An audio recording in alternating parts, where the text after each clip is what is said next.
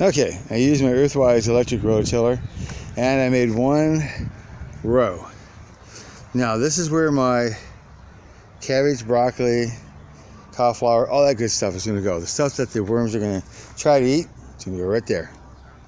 So I worked it up, made it pretty deep. Now I don't recommend that you use flip-flops like I'm wearing. I recommend that you use steel-toe boots if you have them. Keep your feet out of the way and make sure that you keep that cord out of the way. Okay?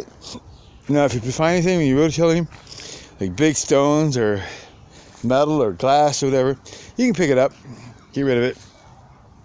So there you go. I went all the way up. It's actually my neighbor's property here, so I can't go any further. And that's what it looks like. So it's now time to go ahead and put the second row in and get this going. Coco, tell me you're all feeling cool now with all that hair shaved. She has more work to be done today, my spouse. So that's it.